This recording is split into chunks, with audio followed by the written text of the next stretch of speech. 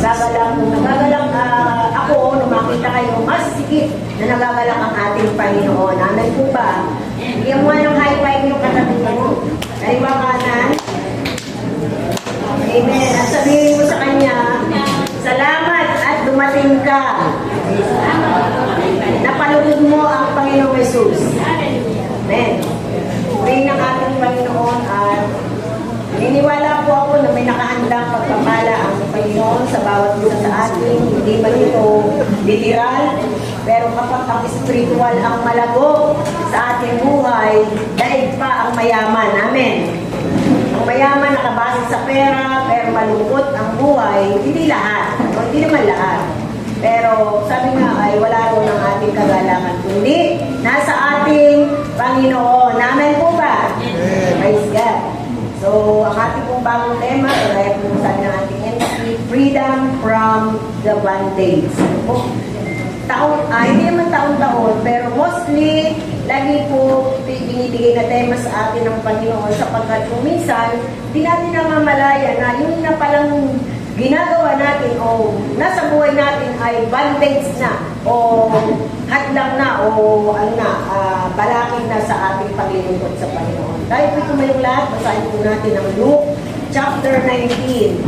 Medyo mahaba-haba po itong verse, pero dito po tayo magbabase ng ating pong pag-aaralan ngayong umaga. Luke chapter 19. Sa Tagalog, basahin po natin verses 11 to 27. Sabi po rito, babasahin ko sa verse na ito, kayo po yung babasa ng malakas. But kaya bang basahin nila? Tagalog, ilagay sa Tagalog. Maliliit.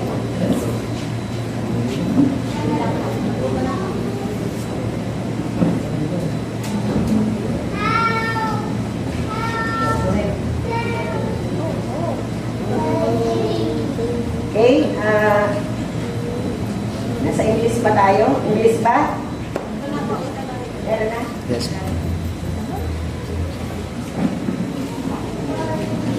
Okay, sabi po sa 11 at kayo po yung babasa sa 12, 13, 14 po kayo. Para po natin pagsamaan o sabi-saluan sa salita ng Diyos. At verse 11, ganito po ang sabi. At samantalang pinakikinggan nila ang mga bagay na ito ay dinugtungan niya at sinalita ang isang kayunaga sapagkat siya ay malapit na sa Jerusalem at sapagkat kanilang inakala na pagdakay mahayag ang kaharian ng Diyos. Verse 12. Sinabi nga niya, isang mahal na tao ay nagkaroon sa isang malayong lupain upang tumanggap ng isang kaharian na ukol sa kanyang sarili at magbalik.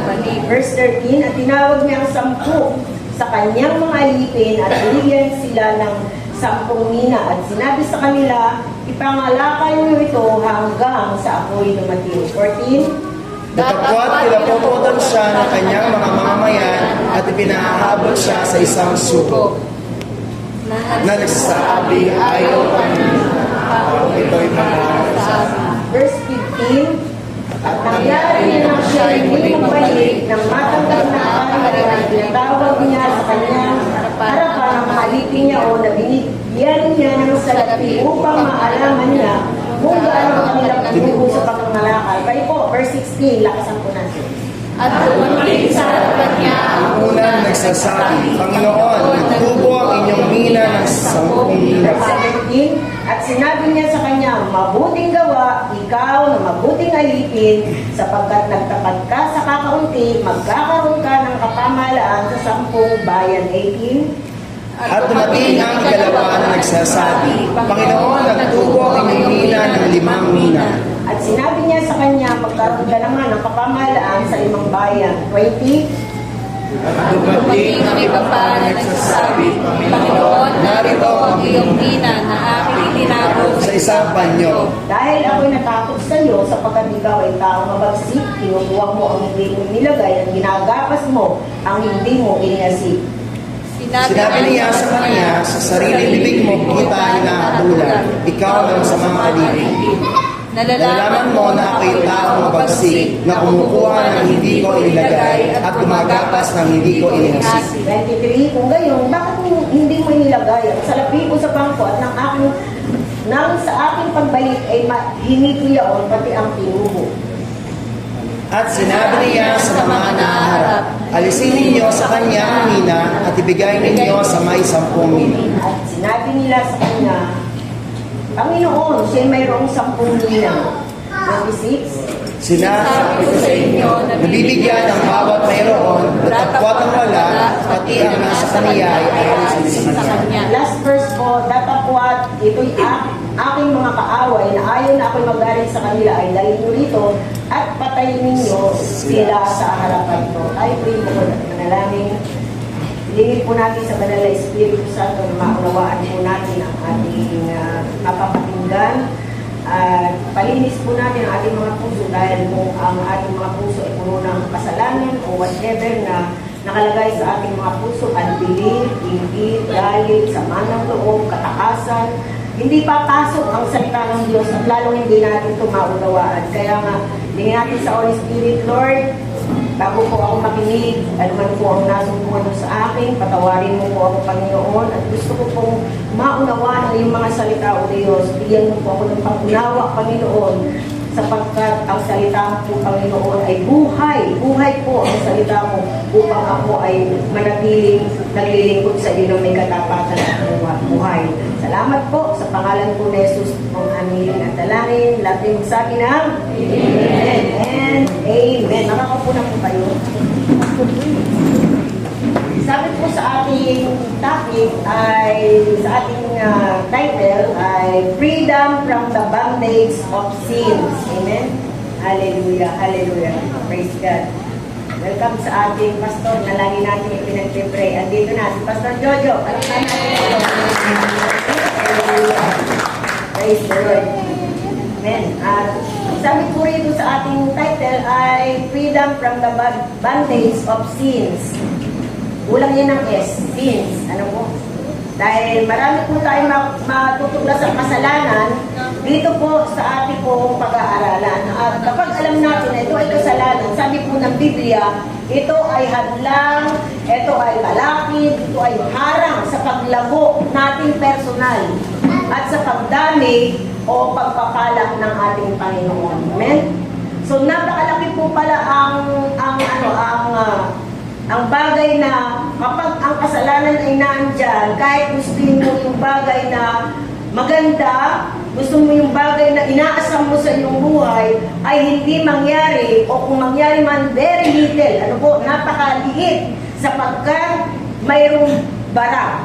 Alam ko, may mga tubero dito, may mga karpintero dito, yung gripo, kapag kung may bara, ay ito po hindi nilalabasan ng masaganang tubig o maraming tubig. Kaya po, malinaw mga kapatid na bago tayo lumalapit sa Panginoon o pinalalapit sa ating Panginoon ay upang ating maalis yung bara sa ating mga buhay. Malinis ang bara sa ating mga buhay sapagkat yan ay harang, hadlang, balakid sa ating pagpapala ng Panginoon sa atin, sa paglago natin bilang mga Kristiyano at sa pagdami ng iglesia ito. Amen? So, bakit po natin ito sinasabi at bakit ito ay binigay sa atin ng Panginoon? Gusto kong baguhin, pero pag yun ang binigay ni Lord, yun na. Ano po? At sabi po sa ating tema, by next month, kung alam na po ninyo yung tema natin, ano tema natin sa next month? From Multitude. From 12 to multitude. From 12 to Multitude. multitude. Yan po yung tema natin by next month sa ating anibersaryo. From 12 to multitude. Ilang taon na raw po tayo sa ating church? Blessed Hope. Ilang taon na po? 12. Kaya po from 12 to multitude. At doon po sa aking ipinakita, kung magagawa ninyo din yung from 12, ano po, may araw dyan, may araw na going to multitude.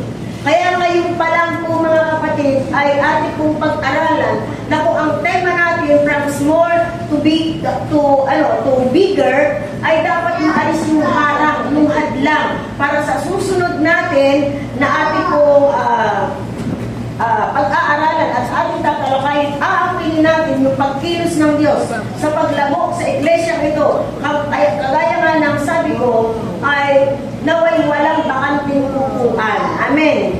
Ito yung mga upuan na yan. Ilan ba yan, Pastor Ronnie? Yung upuan natin? Ha? 100 ano? 120, 150, ilan?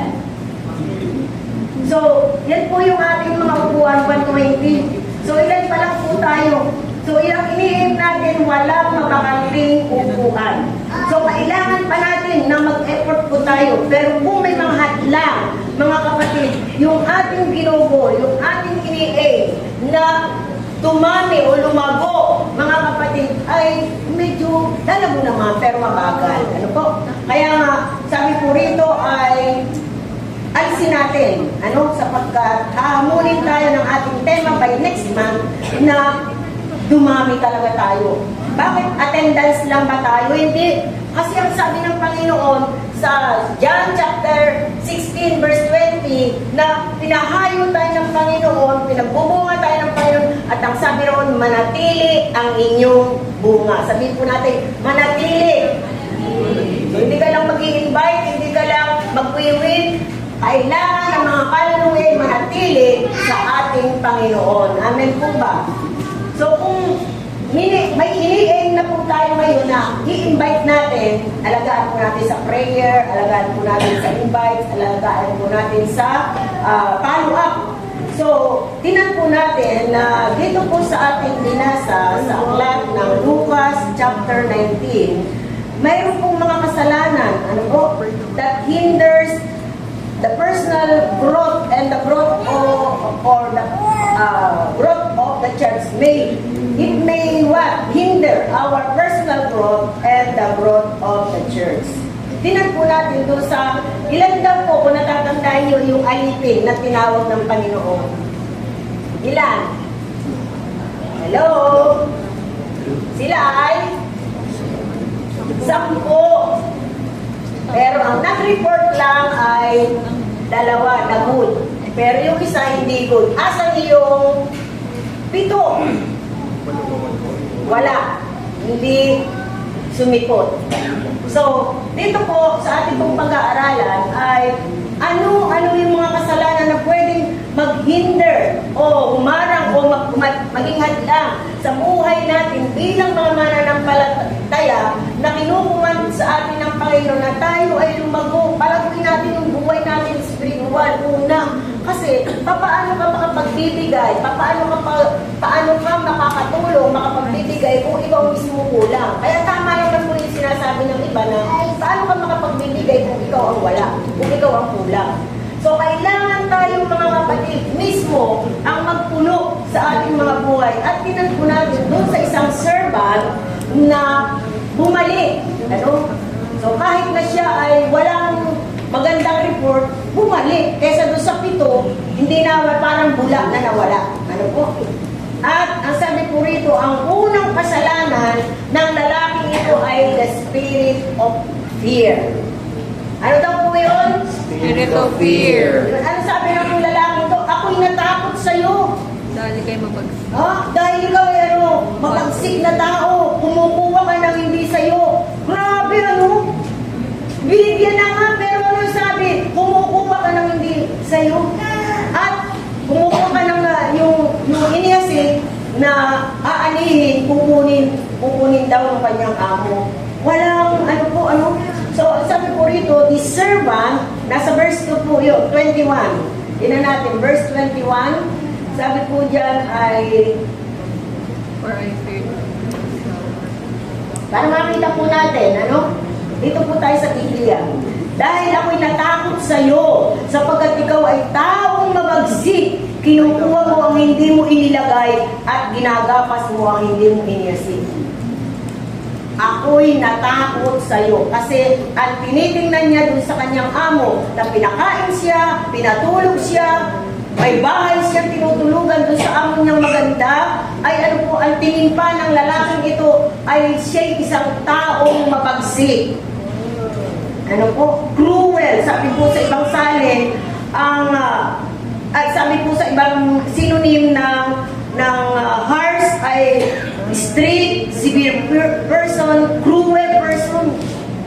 Hindi niya nakita yung kabutihan ng kanyang amo na isa lang akong servant pero ang turing sa akin ay hindi iba. Doon ang pangalan niya ay Alipin. Alam ka naman na anak ng tawag sa kanya ay Alipin siya. So, sabi ko dyan ay pinakakaan sila. Siyempre, kung hindi, matagal na silang umalis. Pero ano po sabi dyan? Ako'y natakot sa iyo dahil ikaw ay taong masama, taong cruel ka, harsh ka. Ano po? Stricto ka. Eh, siyempre, pagdating sa tama, talaga yung mga tao nasa tama, stricto. Kaya pag na-correct tayo, yung mga taong stricto, kaya lang, tinuturuan ng Panginoon, kung maging strict ka, samahan mo ng pag-ibig. Diba? Huwag lang iba sa tayo strict, kasamahan ng pag-ibig. So, sabi po rito, ang mga alipin na ito, binibigyan ng tig-iisang din, pera. Ano po? Ano ba ang sabi dyan? Binigyan sila ng tig-ilan. Pero po, pero ang hindi lamang po ang binibigay ng Lord sa tao ay pera. May skills, may mga opportunities, marami pong maganda na ibinibigay ang Panginoon sa tao. Pero dito sa ating pinag-aaralan, focus po sa pera. Money ang sinasabi po rito sa atin, itong ating pinag-aaralan. Hindi po skills, hindi po ang binigay po malinaw ay kaperahan. Kaya po sabi rito ay yan, binigyan sila ng 10 mina. Mina pala sa Bible. Mina. 10 mina. At ang sabi ko, ni-research ko, how much ang equivalent. Sabi ko doon sa dalawa po yung na-research ko, yung isa, eksaktong 20 years wages. Yung isa, 15 to 20 wages. Pero sabi po dito sa ating binasa, 3 months wages ang bayad doon sa tiki-isang mina na kanilang tinanggap, equivalent. Ano po? Kaya, medyo doon ako umano sa dalawa, kasi dalawa yun na iisa lang ang kanilang equivalent. Now, sabi po rito ay, ang lalaking ito, ang tingin niya sa amo niya, ang tingin niya sa taong ito, na kanyang Panginoon, ay harsh, severe person, cruel, strict, sabi po rito, pero hindi niya naintindihan na yung kanyang tinanggap na napakalaking halaga ay ipinagkatiwala sa kanila kahit na sila ay isang alipin. Hello? Alam niyo mga kapatid, kung mayroon tayong iisipin, ano yung pinaka mahalagang ibigay sa atin ng Panginoon, sa palagay nyo kaya, ano yun? Buhay. Yung buhay natin. Amen. Tama po kayo. Kasi kung pera ang pag-uusapan, may million sa inyo, merong 100,000, meron namang nasa libo lang na sapat lang. Hindi pare-pareho. Kaya po ang sabi rito, ang iisa sa panahon natin ngayon, ang napakalaking halagang ipinigay sa atin ng Panginoon ng ating buhay. Amen po ba? Amen. At ang sabi po sa Hebrews 12:2, ano po ang sabi doon sa mga nagme-memory verse? Hindi lamang. Looking unto Jesus, the author and finisher of our faith. Ano yung verse mo? Looking unto Jesus, the author and finisher of our faith. So ang lalaking ito, hindi nakatingin na yung amo niya ang may-ari ng lahat ng bagay, ng pinakamamahalagang bagay. Ang itinuturo sa atin ngayon, mga kapatid, sa panahon natin ngayon, looking unto Jesus, huwag kang tumingin doon sa iyong kapwa. Kahit pa yan ay nanay mo, tatay mo, kahit pa yan ay best friend mo, kahit pa yan ay asawa mo, pag dyan nakatingin ang mata mo, lahat ng kahinaan niya, makikita mo at hindi ka malulugod, hindi ka makapagpapatuloy. Amen. Hallelujah. Amen po ba? Praise God. Kaya nga, gusto ng Panginoon i-lift up ang ating mga mata. Kasi may kahinaan tayo, may kahinaan ako, may kahinaan ng bawat isa sa atin. Na kapag tayo ay ay tumingin sa tao. Siyempre, alam ka naman nakapikit ka. Yung ibig sabihin, pag nakatutok ang ating mata sa ating kapwa, lahat na ng ating buong mga kahinaan ay ating makikita. But, kung sa Panginoong Jesus tayo nakatingin, kaya ang gusto ng Panginoon, huwag mo ka dyan tumingin. Huwag mo itutok dyan ang tingin mo. Sa Panginoon mo itutok ang iyong tingin dahil si Jesus lang ang walang kapintasan. Amen. Amen. Hallelujah. Nasa Panginoon lang ang lahat ng ating kailangan.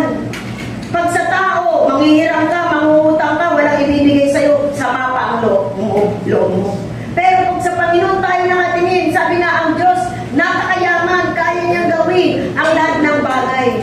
Sa DCAS, nagpapatotoo ako, na-bankrupt sila, milyon ang iniwan ng kanilang mga kapartner. Iniwanan sila ng malaking milyon na utang.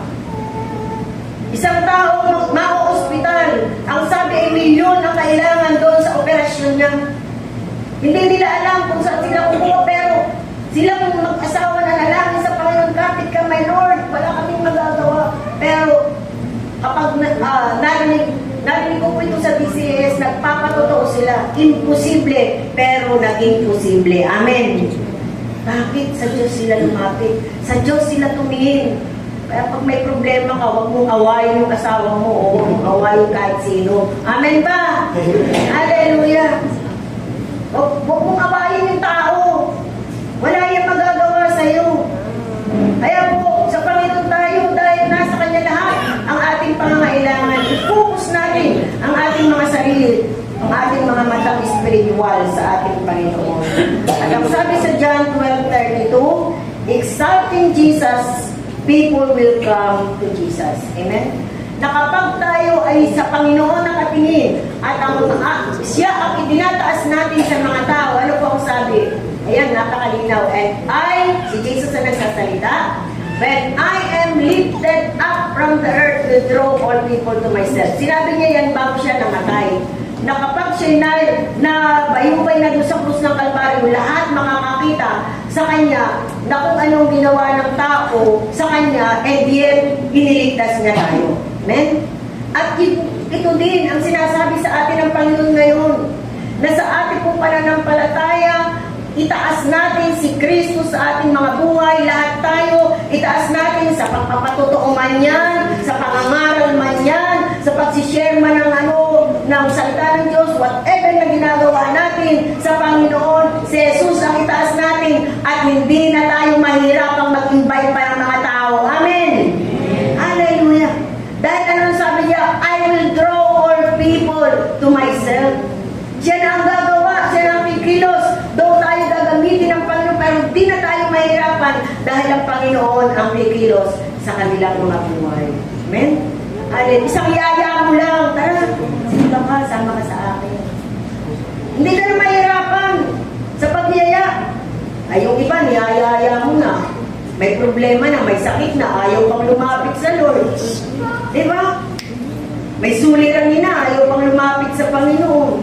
Hinihila mo na nga, ayaw pa dahil sa Panginoon mararamdaman yung solusyon sa problema.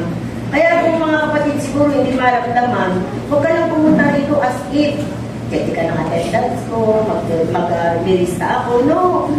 Dahil pag pumunta ka rito, na si Jesus ang iyong lalapitan, nahanapin, sasambahin, masasalamatan, you are in the right spirit. Amen.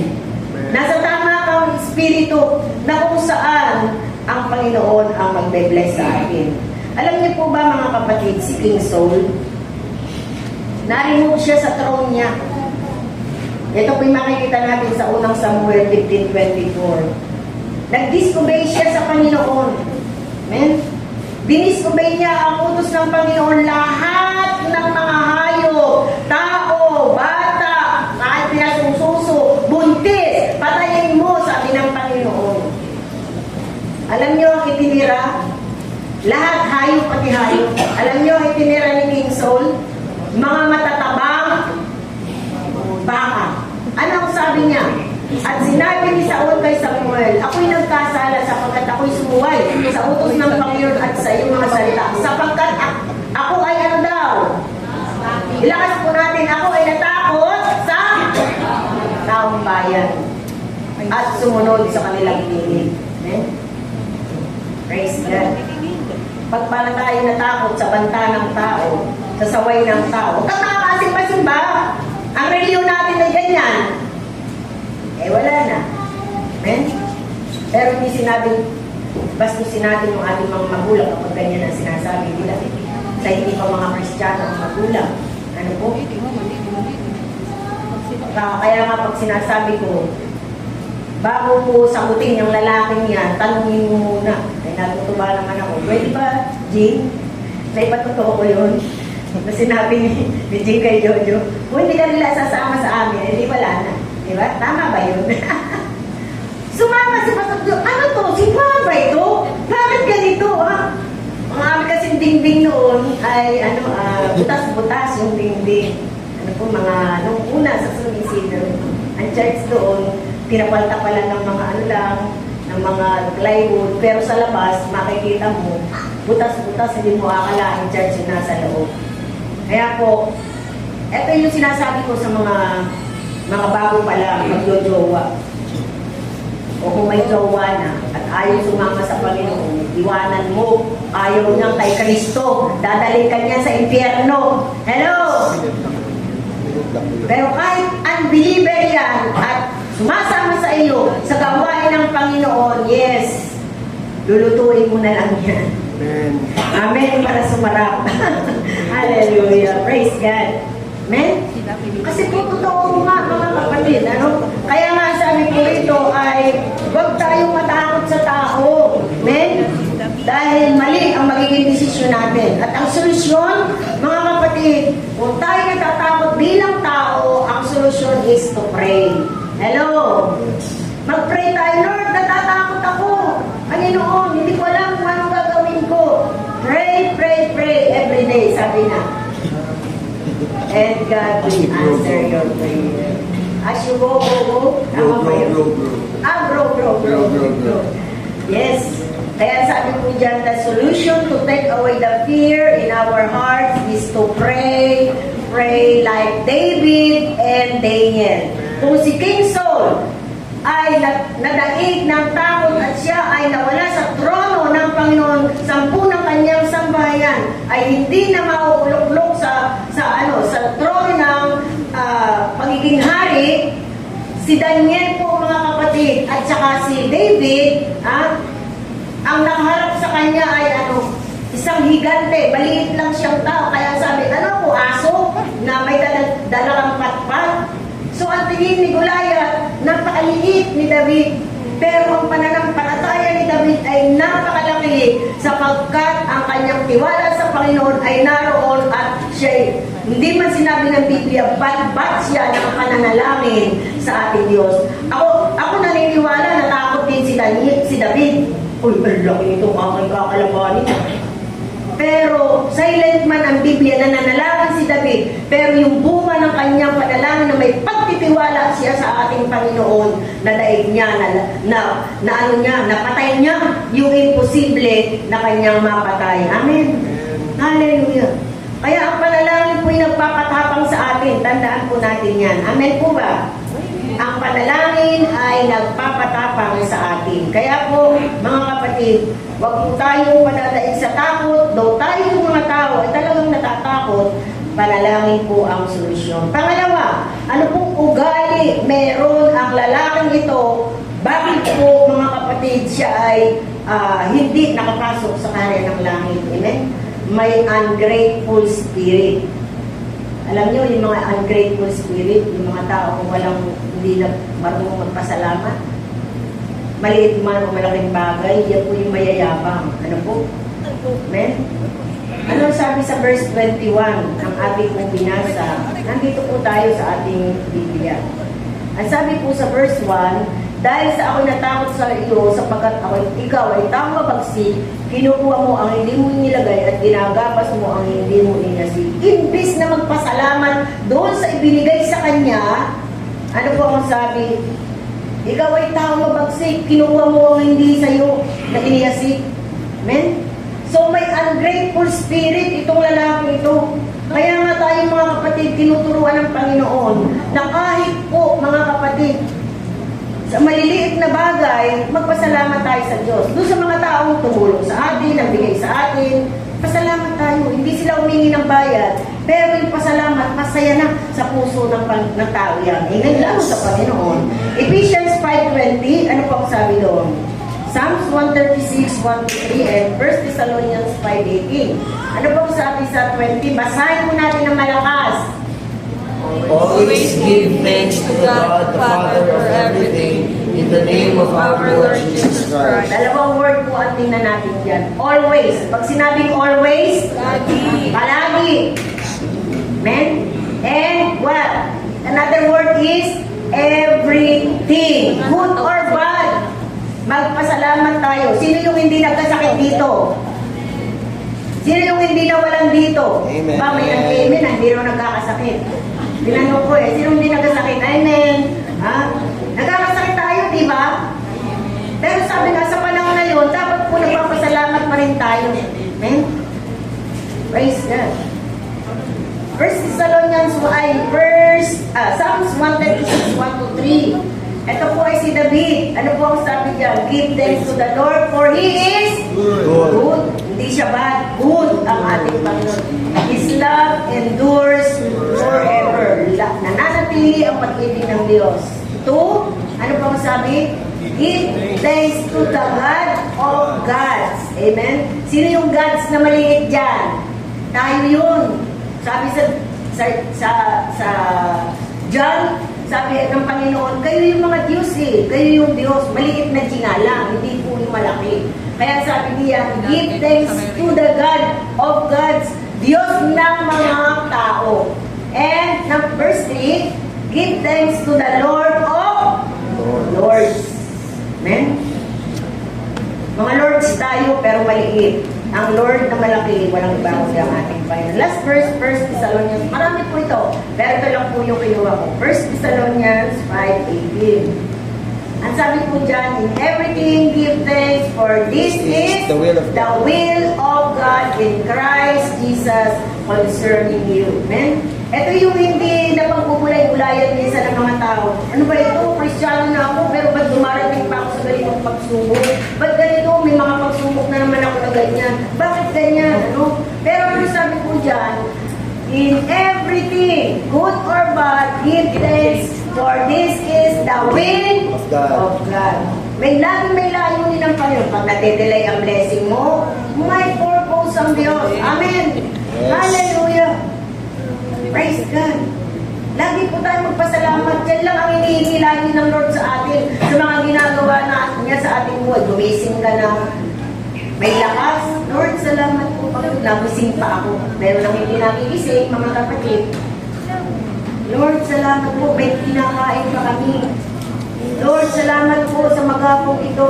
Ang dami natin ipagpapasalamat. Instead na mag-more tayo, tingnan mo kung anong ginawa ni Lord sa buhay mo sa araw na yan. Amen. Yes, amen. Hallelujah.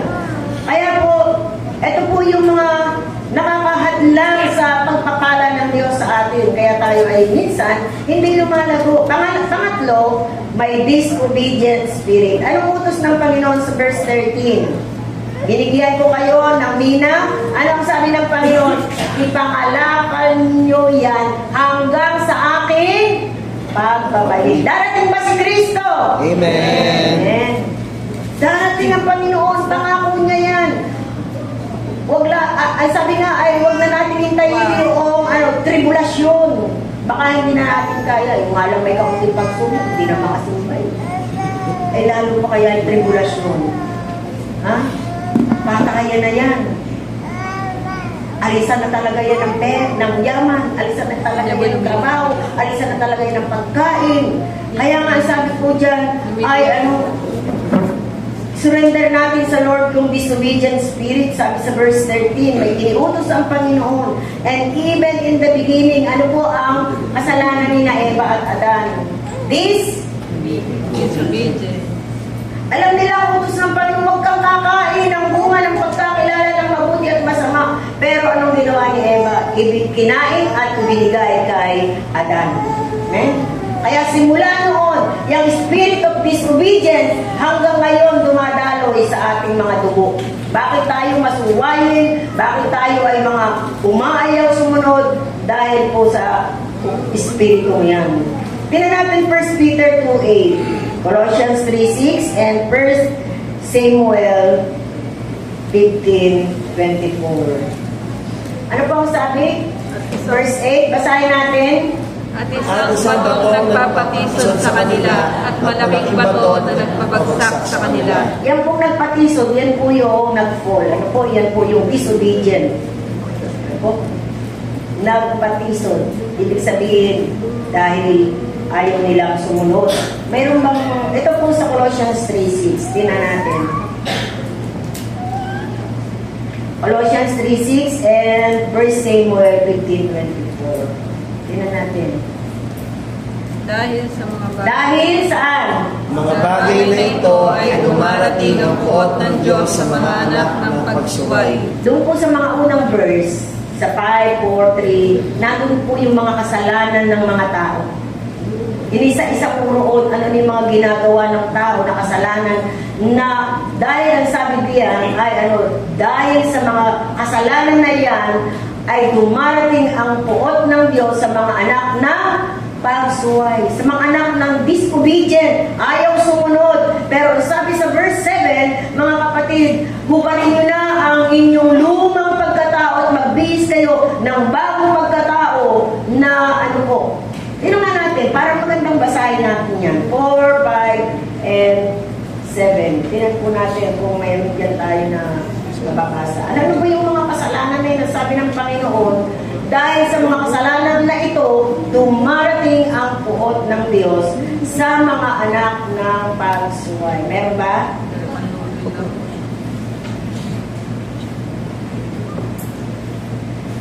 First Peter.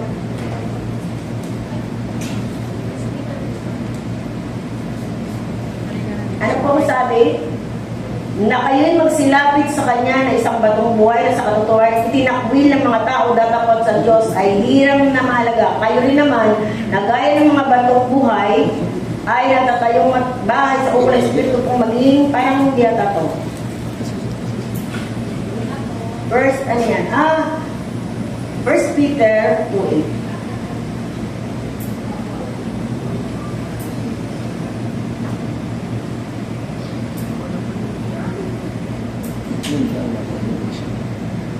Amen? So sabi po rito ay sabi sa verse 8, bakit po sila natitisod? Dahil po ano po ang sabi, ang batong katitisod at bato ng pangbuhay sapagkat sila'y natitisod sa salita, palibasa yung mga suwail na dito rin naman sila'y itinalaga. Datapuat kayo isang hirang, ito na po yung mga Christians. Datapuat kayo isang lahing hirang, isang makaharing sa pagkasaserdote, bansang banal, bayang pag-aaring sarili ng Diyos upang inyong ipahayag ang mga karangalan niyong tumawag sa inyo mula sa kadiliman hanggang sa kanyang kagilagilalas na kaliwanagan. Okay? So yan po yung dahilan. Ano po? Pero sabi sa Colossians 3:6, yun po pala, sa Colossians 3:6, tama po, Colossians 3:6,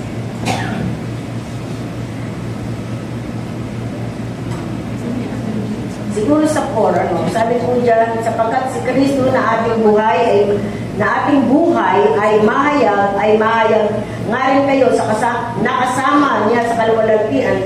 Patayin nga ninyo ang inyong mga sangkap ng katawang na nga sa ibabaw ng lupa, pakikiapid, karumihan, masamang pita, masasamang nasa, kasakaiman, na ipagsamba sa mga Diyos-Diyosan. Amen? So hindi pala, kahit pala hindi tayo literal na humaharap sa imahen o kaya ay sa mga larawan, para na rin tayo sumasamba sa mga Diyos-Diyosan kapag ang ugali at buhay natin ay eto ang nakakalagay. Ulitin ko po, ano ang sabi po dito? Patayin na ninyo ang inyong mga sangkap ng katabang nanga sa ibabaw ng lupa, pakikiapid, karumihan, masasamang pita, masasamang nasa at kasakiman na ipagsamba sa mga Diyos-Diyosan na dahil sa mga bagay na yan ay dumarating ang kagalitan ng Diyos sa mga anak ng pagsuway na inyo rin ang nilakaran ng una ng kayo nabubuhay pa sa mga bagay na ito. Datapuat ngayon ay ininamang layuan ang lahat ng mga ito, galit,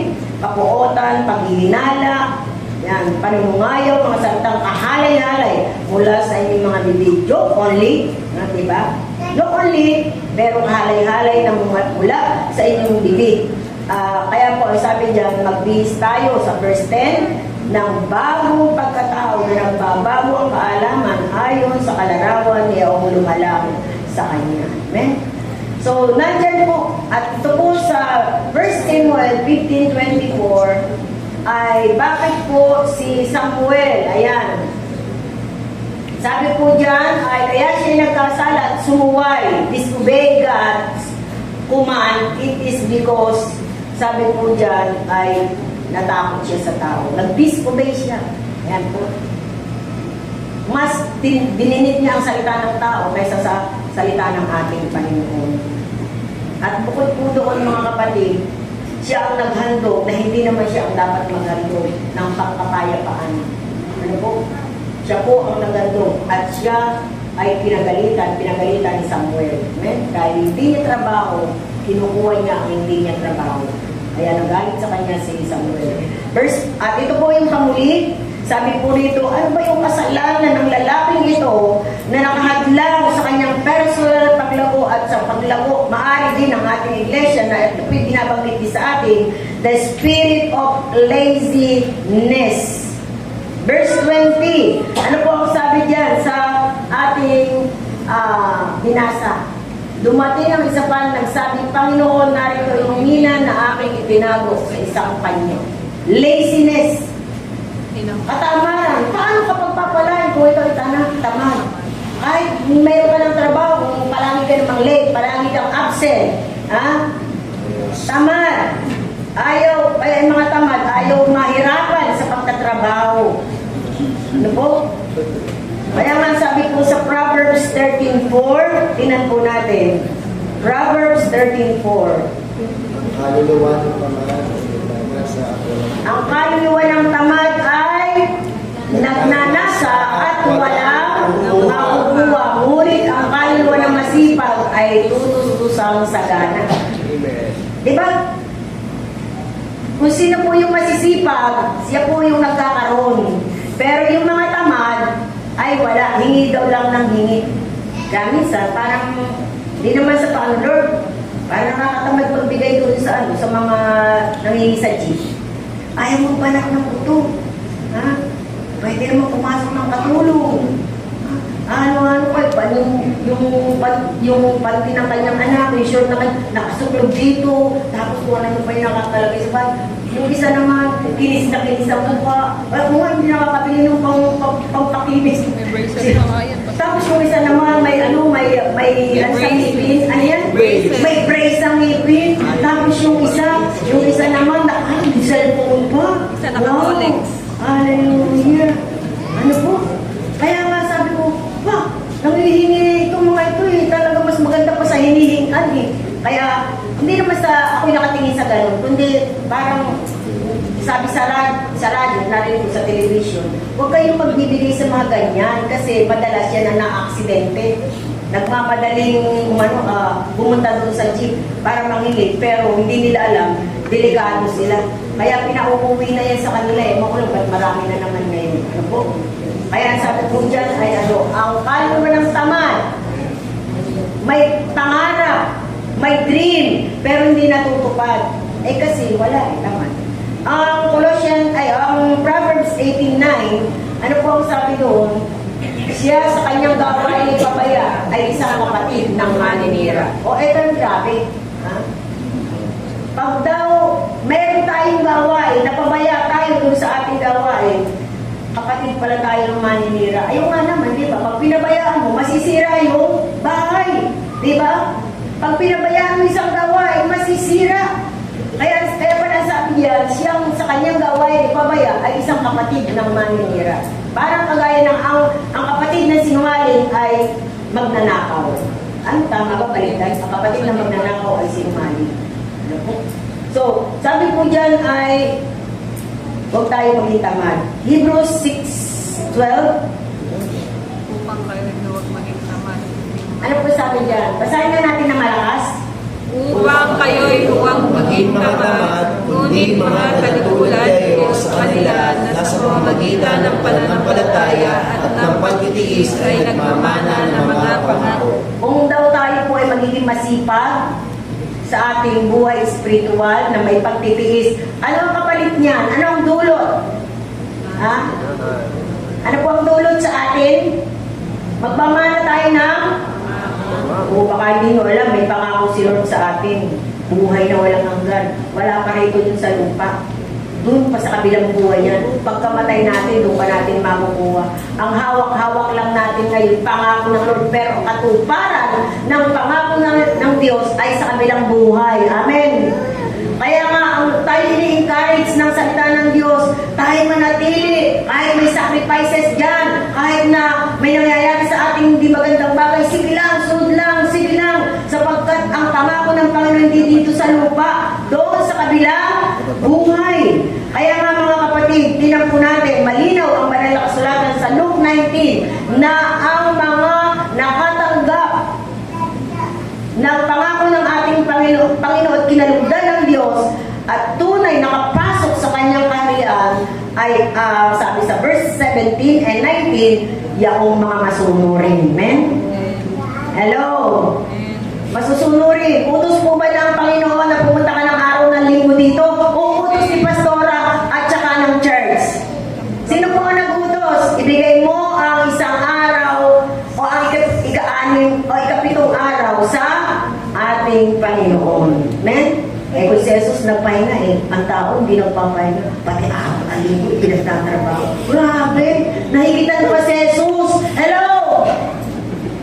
Ang Panginoon nga, nagpahinga Pero ang mga tao ayaw magpahinga pag araw ng linggo. Kaya naman, nauubos ang lakas. Nagkasakit, 3 araw na nag-live kasi nagkasakit. Ano po? So, huwag po natin panginayangan ng isang araw ay ibigay natin sa Lord. Lagi natin tandaan yan. Huwag natin ipaaagaw sa anumang bagay. Lagi natin ibigay sa Panginoon. Itanim sa ating isipan na ito ang ibinigay sa atin sa Pilipinas na araw ng Sabat, ang Sunday. Amen! Para tayo mag-rest sa Panginoon, magpuri, magpasalamat, magpalakas, magpuno sa kapangyarihan ng ating Panginoon. Maging masunurin tayo. Sabihin mo sa iyong katabi, maging masunurin tayo.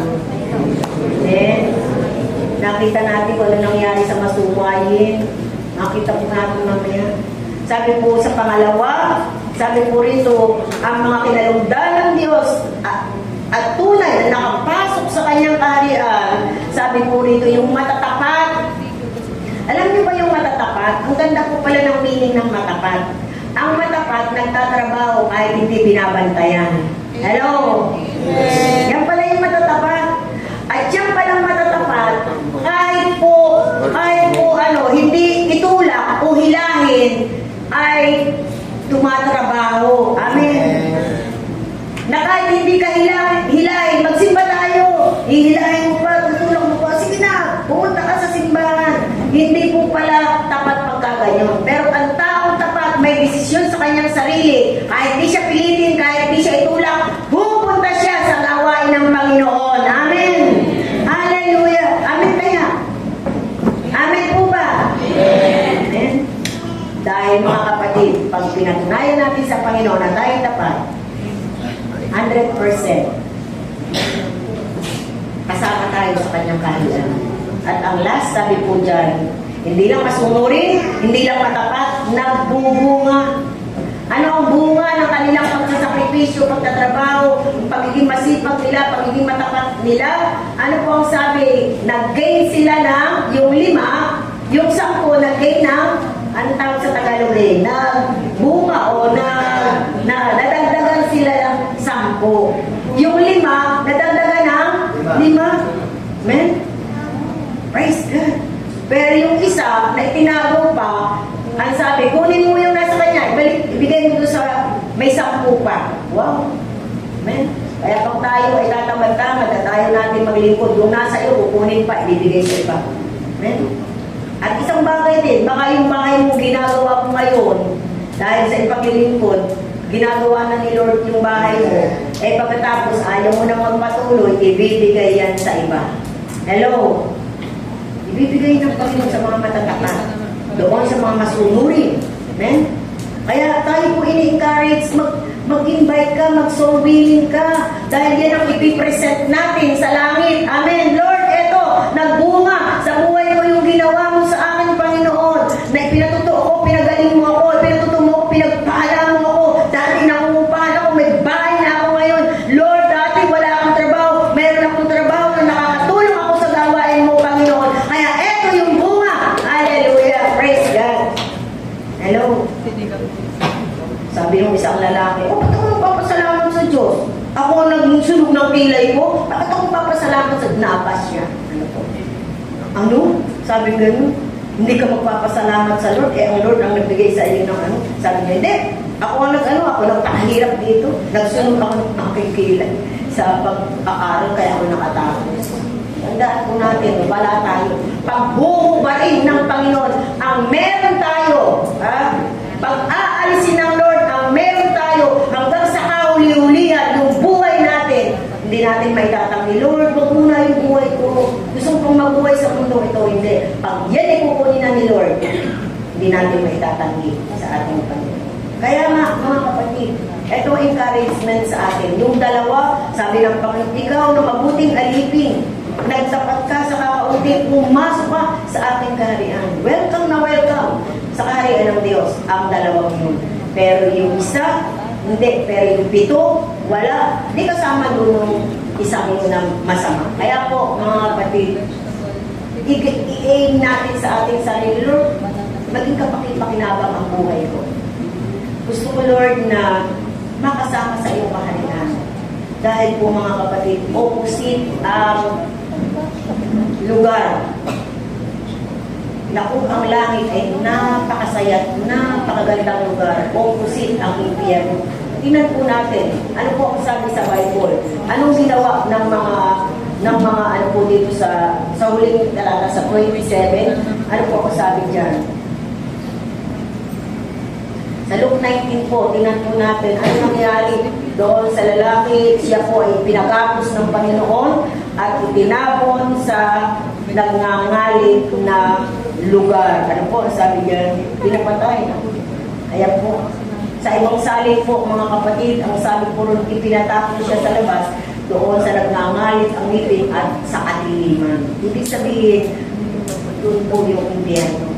Kaya mga kapatid, ako naniniwala, walang gusto rin doon sa kapahamakan. Pero kailangan may trabahuin tayo, may gawin tayo, at yun ang i-aim natin sa ating mga buhay. Amen? Huwag natin idahilan, Lord, may sakit kasi ako. Lord, may nakas. Lord, kung ano yung kaya mong gawin para sa Panginoon, do it for the Lord. Amen? Amen. Ano ang sabi sa team natin noong February? Do it. Do it. Do it! Kung ano yung tinuturo sa iyo ng Panginoon, hanggang kaya mo, do it! Kasi pag matanda na pala tayo, gusto mong umayo, gusto mong magpunta sa ganun, hindi mo na pala kaya. Ngayon po tayo mga kapatid, amen, do it. Gawin po natin. At tayo po yung lahat.